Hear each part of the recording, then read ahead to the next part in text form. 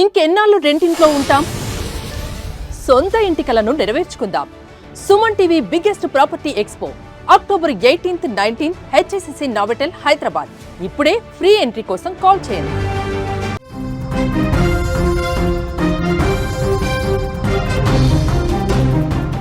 మెదక్ జిల్లాలో దారుణ ఘటన చోటు చేసుకుంది. కూలి పని ఇప్పిస్తామని ఒక యువతిని అత్యంత దారుణంగా అత్యాచారం చేసి చంపేసిన ఘటన ఇప్పుడు వైరల్గా మారింది. ఈ బిగ్ బ్రేకింగ్ చూసే ముందు ఒకసారి బిగ్ అప్డేట్ చూద్దాం. హైదరాబాద్ మొత్తంలో ఉన్నటువంటి బెస్ట్ ప్రాపర్టీస్ అన్నిటినీ ఒక వేదికపైకి తీసుకువస్తుంది సుమన్ టీవీ. అక్టోబర్ 18, 19వ తేదీన హెచ్ఐసిసి నోవోటెల్లో జరిగే సుమన్ టీవీ ప్రాపర్టీ ఎక్స్పోలో best flat, villas, open plots Deepavali offers and డిస్కౌంట్స్తో అందుబాటులో ఉంటాయి. మీరు విజిట్ చేసి ప్రతి గంటకి ఒక గోల్డ్ కాయిన్ గెలుచుకునేటువంటి ఛాన్స్ కూడా ఉంది. ఫ్యామిలీతో రండి, మీ డ్రీమ్ ప్రాపర్టీని సొంతం చేసుకోండి. రైట్, ఇక బ్రేకింగ్ న్యూస్లోకి వెళితే ఈ మధ్యకాలంలో అత్యాచారాలు, మహిళలపైన దాడులు రోజు రోజుకి పెరిగిపోతున్నాయి. మహిళలు ఒంటరిగా బయటకు వెళ్లాలంటేనే భయపడే పరిస్థితి ఏర్పడింది. పేదరికాన్ని, ఆర్థిక అవసరాన్ని ఆసరగా చేసుకుని కొందరు కామాంధులు వారిపై పైశాచిక ఆనందాన్ని పొందుతున్నారు.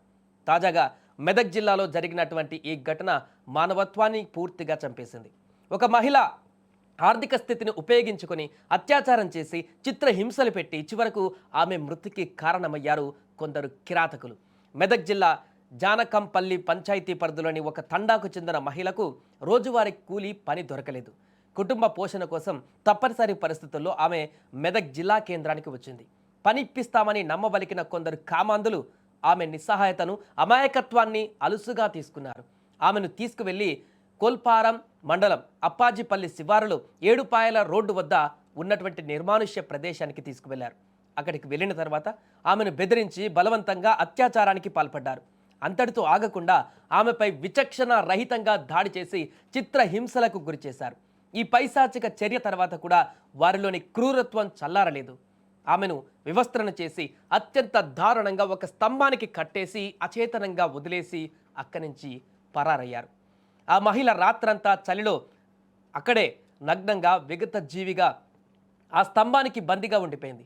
తెల్లారిన తర్వాత అటుగా వెళ్తున్నటువంటి స్థానికులు ఆమెను గమనించి ఆ హృదయ విదారకర దృశ్యాన్ని చూసి వారు ఒక్కసారిగా ఆందోళనకు గురయ్యారు, తీవ్ర దిగ్భ్రాంతికి గురయ్యారు.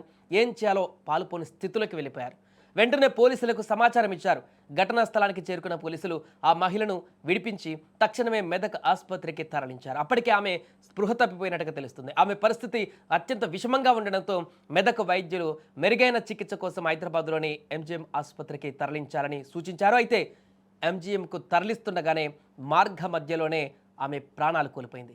కూలి పని ఇప్పిస్తానని నమ్మించి అత్యాచారం చేసి చిత్రహింసలు పెట్టి ఆమె మృతికి కారణమైన ఈ ఘటన స్థానికంగా తీవ్ర విషాదాన్ని నింపింది. మహిళ కుటుంబ సభ్యులు ఇచ్చిన ఫిర్యాదు మేరకు పోలీసులు కేసు నమోదు చేశారు. ఈ ఘటనకు కారకులైన దుండగులను ఎట్టి పరిస్థితులను కూడా క్షమించరాదంటూ కూడా అక్కడున్న వారందరూ కూడా ఆగ్రహం వ్యక్తం చేస్తున్నారు. ఇక గాలింపు కూడా కొనసాగిస్తున్నారు పోలీసులు.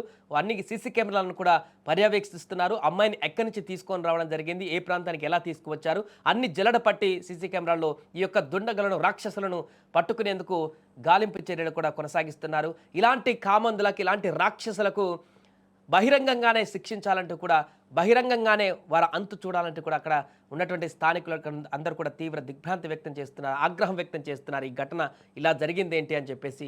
అలాంటి అచేతన స్థితిలో చూసినటువంటి ఆ రోజు ఉదయం అచేతన స్థితిలో చూస్తున్నటువంటి పరిస్థితిని చూసి ఇప్పటికీ వారు ఇంకా ఒళ్ళు గగురులు పొడుస్తున్నట్టు కూడా చెప్తున్నారు. అంత దారుణమైనటువంటి స్థితిలో ఆ యువతి స్తంభానికి కట్టేస్తున్నటువంటి దృశ్యాలు మా కళ్ళల్లో ఇంకా కనబడుతున్నాయంటూ కూడా వారందరూ కూడా కన్నీటి పర్యాంతం అవుతున్నారు. ఏదేమైనా కూడా మెదక్ జిల్లాలో జరిగినటువంటి ఈ దారుణ ఘటన ఒక్కసారిగా కలకలంగా మారింది.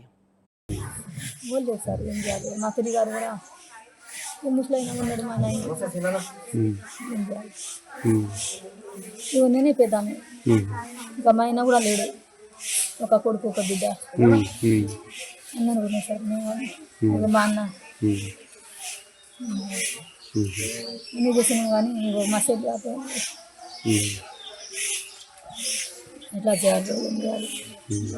ఆమె రోజు కూలి పోతుంది, ఇంట్లో చేతి లేదంట, అట్లనే పోయిందంట. నీకు మురి వేద్దామంటే వాళ్ళు వేస్తలేవు, చేస్తున్నట్టు కొన్ని ఏం చేయాలి. తమ్ముడు భయం పడుతుంది. కొన్ని అనలేం కానీ నేను కూడా సపోర్ట్ ఆడకపోయారు, నేను చుట్టాలు ఏడపండి కూడా రాత్రి పొదలు వస్తారు మమ్మల్ని కలుస్తారని తెలుసు. ఆడికి మేము ఫుడ్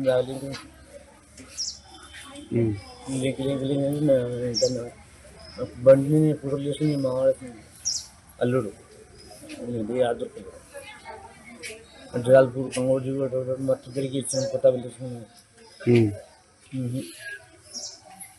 అంటే 1 గంట 12 గంటలకు వెళ్తాను.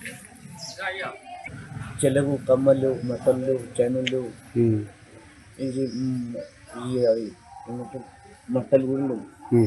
పుస్తలు లేదు, తాళ్ళు లేదు, గొట్టు లేదు, కడలు లేవు, కమ్మలు లేవు, ఏం లేదు.